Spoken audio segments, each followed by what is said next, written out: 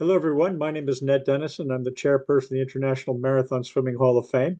We have one of our honorees with us today, Stephen Munatones. In addition to being a major winner on the swimming circuit, he is also instrumental in creating what we now know as the International Marathon Swimming Hall of Fame with websites and write-ups and ceremonies. He's won every award we have to offer, and he's won the two main awards from the International Swimming Hall of Fame, the Davis Wheeler Award and the Poseidon Award, which pertain to open water swimming. So, Stephen, say hello to everyone. Hello, everyone. I contacted Stephen a couple of days ago with kind of a strange idea, and I said, Stephen, think about the three or four situations you've been in since you've been a leading contributor as opposed to a leading swimmer in the sport. The situations that really stand out in your mind that showed heroism or first ever or just something so memorable you can't get it out of your head. So, literally, with that, I'm going to turn it over to Stephen and give us the first one. There are so many recent ones that happened in the 70s and 80s, but there's probably two or three that stuck out a lot that I'll never forget. Um, First one was Penny Palfrey when she swam in the Cayman Islands. It was 108, I believe, kilometers. It was from Little Cayman to Grand Cayman. It came out of discussions with a race director of the Flower Sea Swim, and uh, we had thought, God, what is some crazy idea that we can do?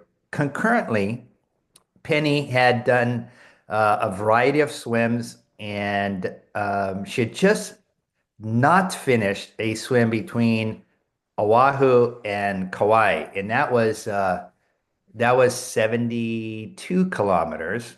But anyway, she was looking for something really major to do. Frank Flowers, as a sponsor and race organizers, he was looking for something very major to do. So she decided to swim from Little Cayman to Grand Cayman. I mean, an audacious swim. And Penny was primed for this. She was really strong, mentally prepared, and we had a flotilla of boats around us.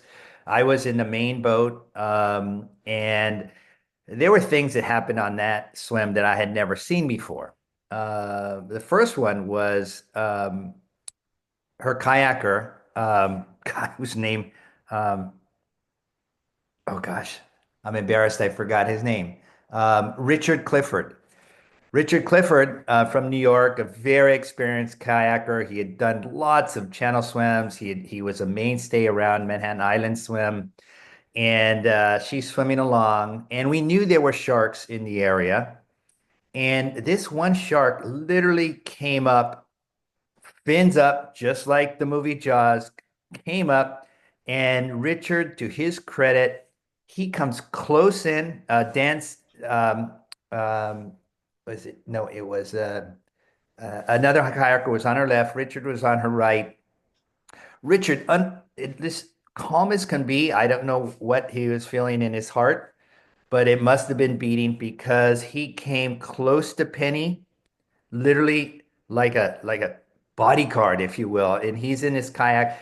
This shark comes out of the water, mouth out, mouth open. Richard takes his paddle and whacks it, just whacks it. In the spur of the moment, I don't know if he hit his nose, but certainly the shark reacted and went away. That was huge. Um, I Did don't Penny I don't did Penny recall see it. this? Did Penny see I this? don't afterwards, like things get all mixed up on the internet. I was attacked, people were attacked. They say that the shark was killed, which was absolutely not true. Richard hit the shark, and the shark went away, and it didn't come back. Um, if Penny saw it, it would. I mean, it happened literally in a blink of an eye. I mean, I saw it because I was on the main boat, which is actually two tiers. So I was actually on the second level looking up. So I had this grand view of just looking down at the swimmer, looking down at the kayakers, down at the rib. So I saw, and obviously it's in the Caribbean, in the middle of the Grand Cayman Island. So it was clear as can be, beautiful. Sky was sun was out, sky was clear.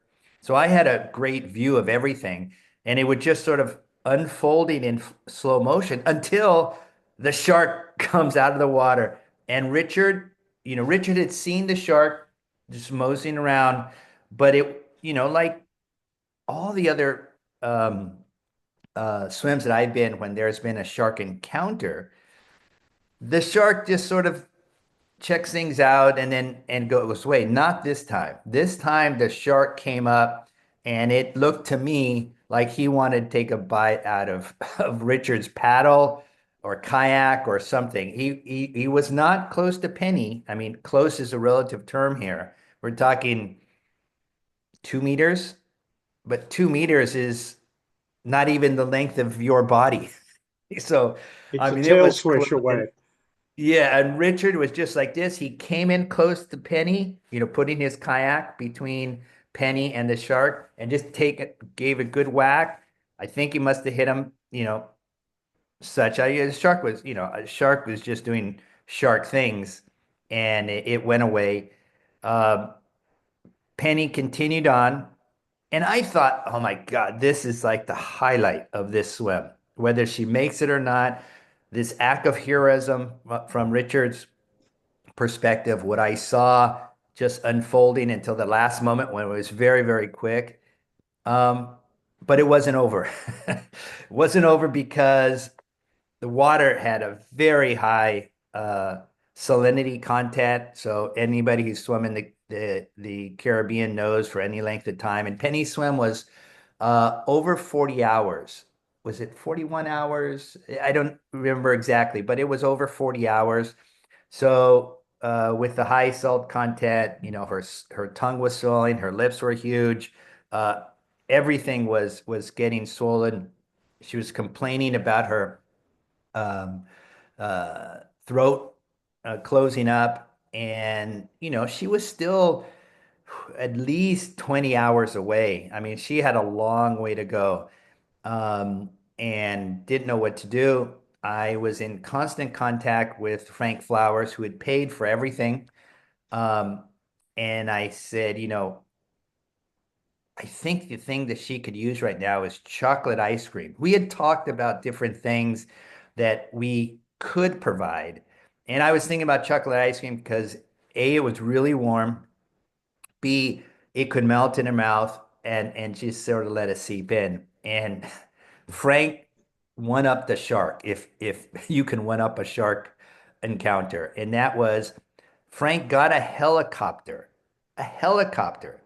And for those of you who, or those of us who live in the United States, there's a ice cream chain called 31 Flavors. They have these big tubs of ice cream. And sure enough, Frank Flowers helicoptered, and this helicopter pilot was talking to the boat pilot. We're at such and such location. And we see this helicopter coming out of nowhere. Again, we're in the middle of this channel. Just, you could hear the helicopter um, uh, uh, wings just flopping away. And here he comes. And then I'm thinking, God, how in the world are they going to get this ice cream down to us? Well, those little baskets that they have to rescue people? Well, they put the tub of ice cream in one of those baskets and they lowered the tub of ice cream to the boat. We took a few scoops of ice cream, handed it to the kayaker. Richard handed it to Penny, and she says that that was the best tasting chocolate ice cream she's ever had. I mean, a helicopter in the middle of the channel delivering a tub of chocolate ice cream really saved Penny on this case. Okay, Steve, I have to stop you for a second. I think my crew have been fantastic over the years. I'm sorry for honoree Hugh Tucker and honoree Forrest Nelson. I'm demoting all of you guys because you never had a helicopter come out and deliver me something nice like that ever. So put you on notice now. Yeah, I mean that was going beyond. I mean, he could have got a boat and had a boat come out. It probably would have taken at least a few hours. But a helicopter, I mean, talk about having some pull and some, you know, resources behind you. That did it.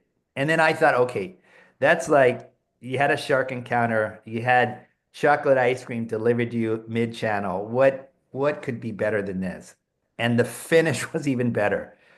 I don't know the population of the Grand Cayman Island, but it seemed to me the entire island had greeted Penny. Now, as Penny was going, it was radio. There were radio interviews, TV reports. So the local people were covering Penny as she goes along, and it was over 40 hours. So there was a lot of uh, publicity about her, and she ended at the point in the island where it's closest, was the closest point in that location, there's there's a reef, and she had to find an opening in the reef.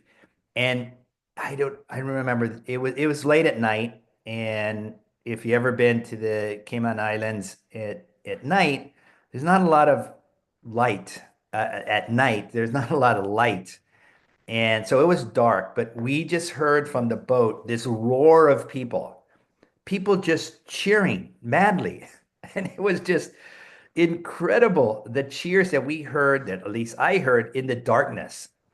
And I didn't know what to do. So I asked the boat pilot if they could put me on the rib.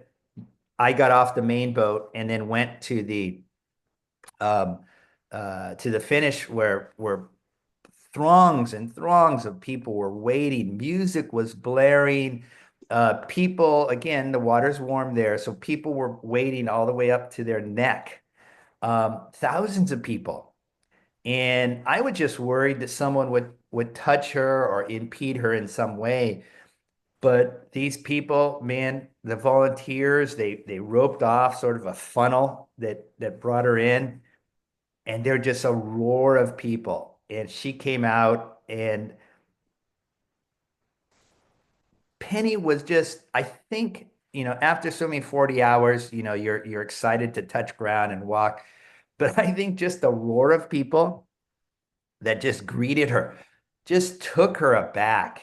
And it was all in all just a great thing. So that shark attack, the chocolate ice cream delivery, and the finish were pretty incredible from what I've seen. So we have the first story is honoree Penny Palfrey, um, platinum patron Richard Clifford in the kayak, um, honoree Stephen Munatones in the boat, and the guy of the helicopter, and Mr. Shark. Stephen, let me take you out of the Caribbean, and let's go as far away as you can. Take us to China.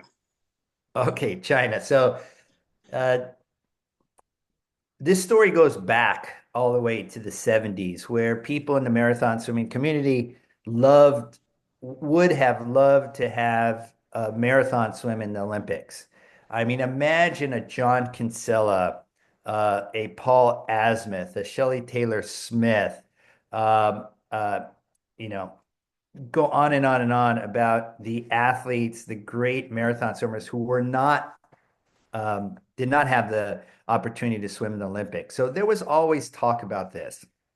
And finally, in 2005, the IOC was presented the plan of a four-loop course in the Olympic rowing basin in Beijing at the 2008 Olympics. So first impression is they asked me to go sort of scout out the location, and so I went, but because I was going to scout it out, I wanted to see the event through the eyes of a competitor or the eyes of a coach or the eyes of a spectator. So I said, I'm going to arrive at such and such a time, but I didn't give him my flight number. So I land in the Beijing airport.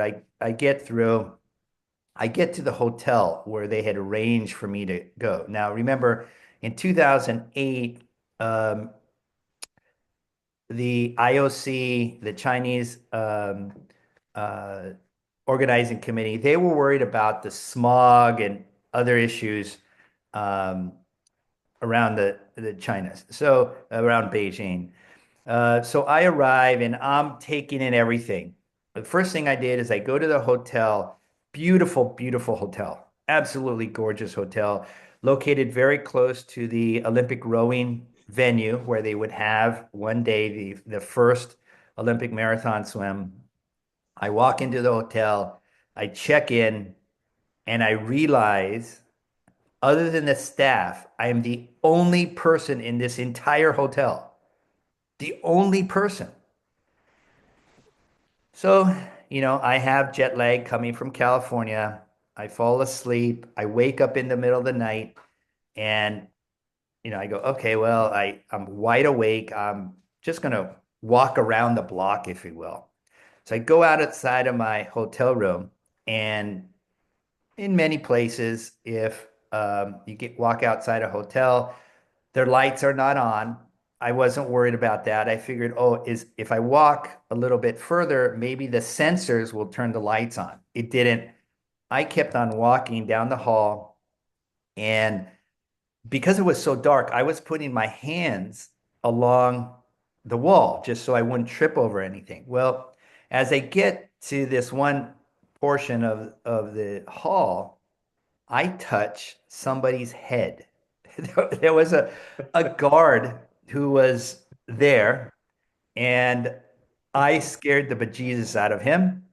He screams. Of course, I'm in brand new country, pitch black in the middle of the night. I hear someone scream. Of course, I scream too and get in a defensive position. He doesn't know what's happening. And we sort of like scream, and then we realize, oops, I guess we're both supposed to be here.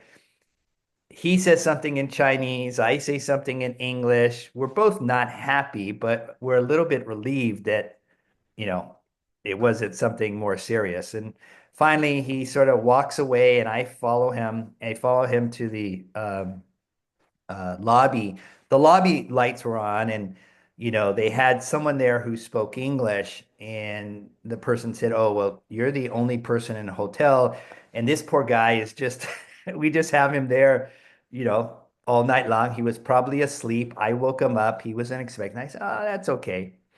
So I'm walking around so obviously I have got a lot of adrenaline. I'm walking around the hotel, and I noticed the factory across the way is just busting with people. The factory is on, the smokestack is going, and keep in mind, um, we were told that they're shutting down the things so pollution will decrease. Well, except at night, nobody knows. So all they basically did was they shifted their day shift people and made night shift people. So that was interesting. So anyway, I go to the venue, beautiful venue. They had seats for 30,000 people there along the um, uh, both sides of the um, rowing venue. And then I noticed, I can't speak Chinese, but I can read many characters in the Chinese language. And I noticed that in the sections in the venue that they're Chinese letters, not English letters or French, which are the two official languages of the IOC. So I mentioned it to someone, and he said, "Oh, um, if you're a foreign VIP, you don't know exactly where your seat is because the characters are in, or the numbering system is in Chinese," and they quickly corrected that. And then so that entire preview of the Olympic venue it went flawlessly. They went well. Sid Cassidy, Shelley Taylor Smith, and the rest of the FINA Technical Open Water Swimming Committee did a great job putting that swim together. And then there's two races. The two races were just unbelievable. The first was the women's race, where Larissa Elchenko just touched out Carrie Ann Payne and Cassandra Patton. It was a great, fantastic race, very dramatic, but it was also very dramatic because Natalie Detroit, the first and only amputee in any Olympic final in any sport, competed. She had qualified fourth in the World Championships, was the Olympic qualifier. So, a lot of people around the world, myself included, we were hoping that, this amputee would, um, medal or do well. She didn't do as well as she did, but she got 16th. My hat's off to her. One of the things that happened in the technical meeting, uh, to nobody's fault, it just happened that Natalie has a prosthetic on her leg, and the official told her that she could not take her prosthetic with her from the pre-race technical meeting out to the start. Well, that was about, I don't know, 300 meters away.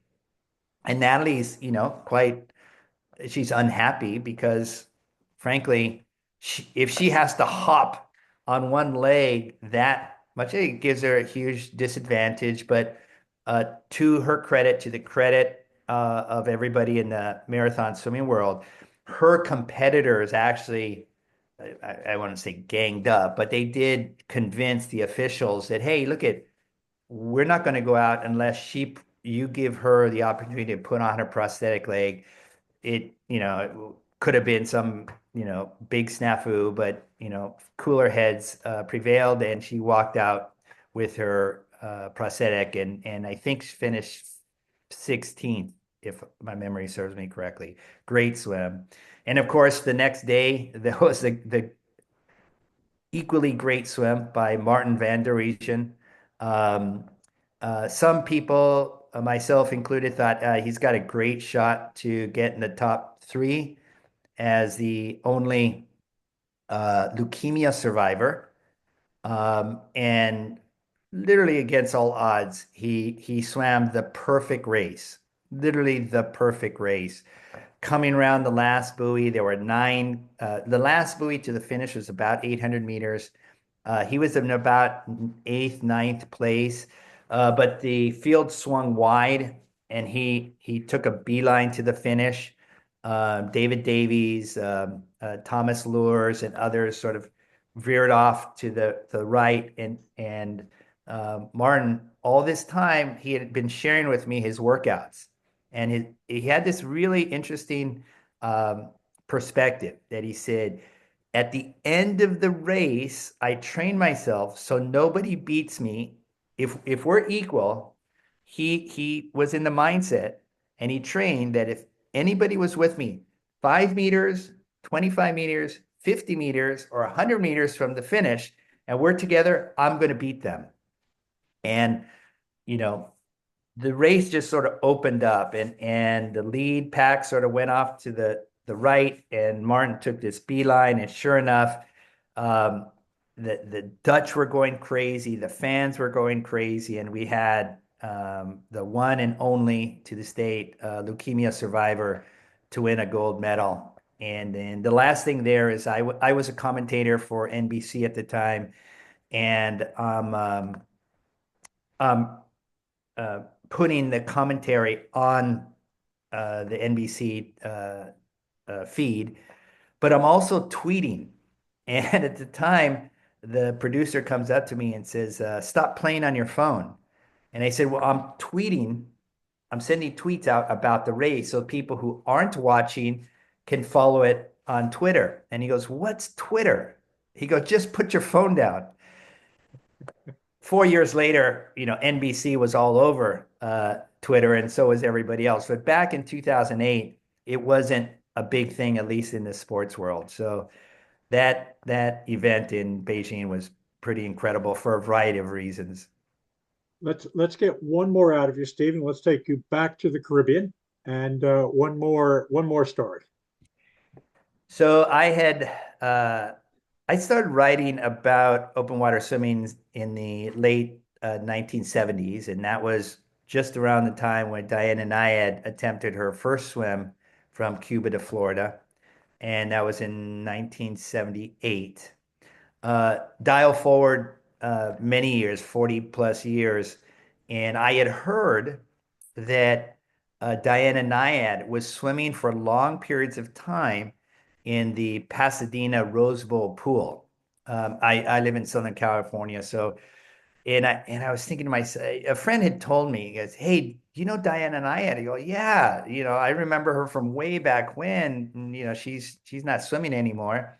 And he said, "No, no, she is. She's swimming for long periods of time in the Rose Bowl pool." I said, so I look up and I realized she was 60 years old.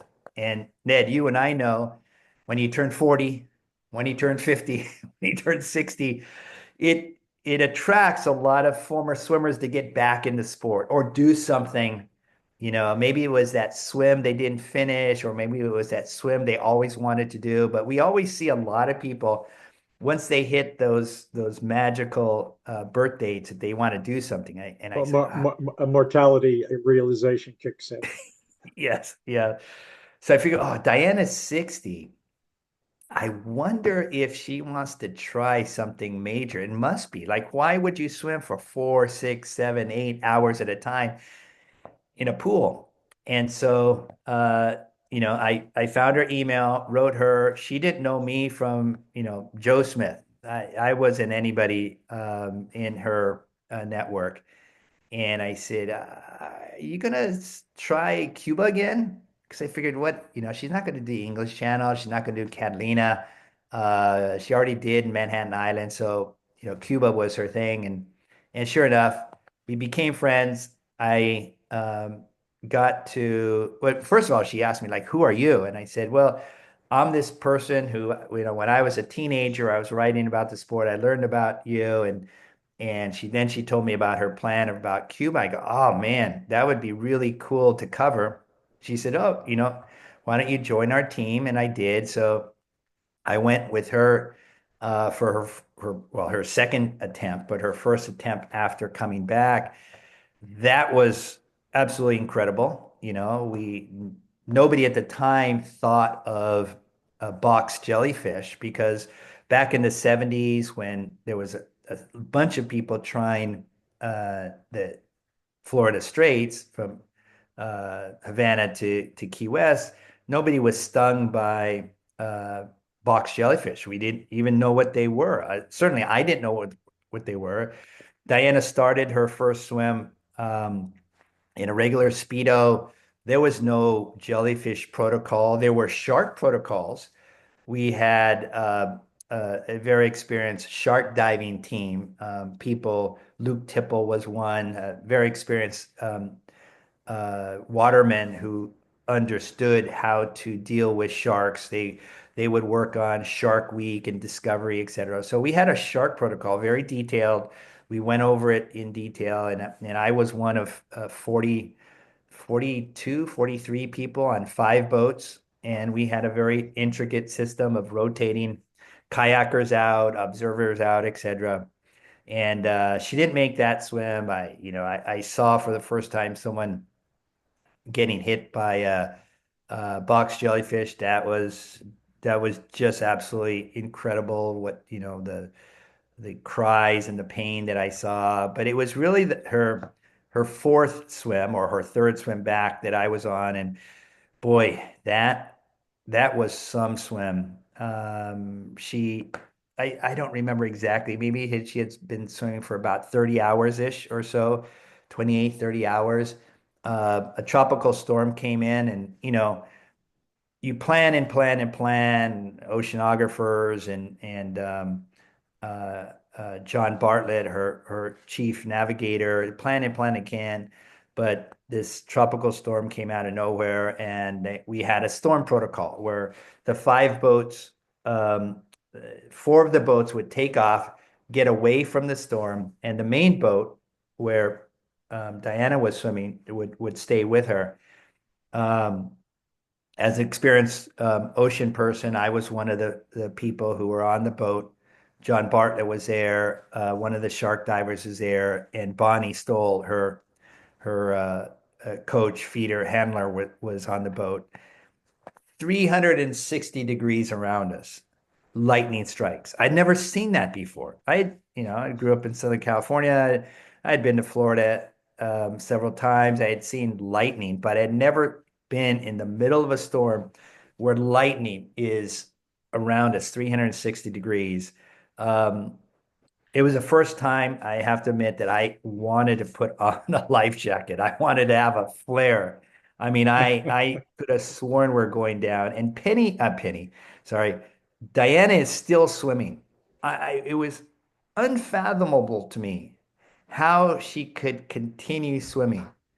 Um, there was no reason that you would think, and I don't remember exactly how far we were. Well, we were still far away from Florida. There's no reason to think you could possibly finish this swim, but she kept on going.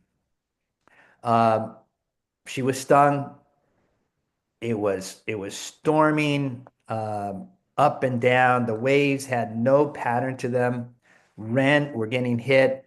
John Bartlett handed me a bucket because he noticed that the boat had sprung a leak. Rain is pouring down, but not on us, across us. Winds are blowing. I've got a life jacket on. I've got a bucket, and I'm bailing water out of the boat. And I'm thinking, this person is still swimming. It was unfathomable to me. I had seen her on two other swims where she got hit by box jellyfish, and she kept on swimming. And I go, this isn't human. Like nobody pushes themselves this far. I have been on many swims where we had to pull out swimmers. I've been on swims where people have had hypothermia, hyperthermia. I've seen swimmers who had shoulder problems. Maybe they had just a mental lapse and just wanted to call it quits. I've seen people like uh, do doubles and triples. It, and they push themselves to a degree that I've never thought possible. But Diana was going beyond that. Um, she was pushing herself to such a degree. To this day, I don't think it's possible to push yourself more. Um, Now, that was a swim when her coach Bonnie Stoll said, "No more. We're not doing this anymore." She goes, "You're putting your life in danger, and I can't be a party to that." I think that was in the movie Naiad that depicted this, but it was absolutely true. I couldn't imagine anybody pushing themselves any more than what Diana was doing on that swim, given the circumstances that we were there. And so that has always stuck me. So when I've swum or I see people swim and I go, you know what? The human spirit is a lot greater than we give credit to. And you dig deep. Of course, if your body gives out, it gives out. But in that case, she just willed herself. Now she willed herself to a DNF, but it really went beyond what I thought was possible. So those uh, Penny Palfrey and the Cayman Islands, all the experiences with Martin Van Duijsen, Larissa Selchenko, Natalie Detoy, Cassandra Patton, Carrie Ann Payne, and Diana in the from Havana to Key West. All of those are just stand out in my mind. Steve, thank you very much. I'm sure the audience of sport will find that fascinating. And I guess thank you for 40 plus years of giving back to the sport that you enjoyed so much as a contributor. For those of you watching, if you enjoyed this video, you can subscribe to our YouTube channel. We also have a number of other social media outlets, and the message will come up in a second on that. So thanks again, everyone.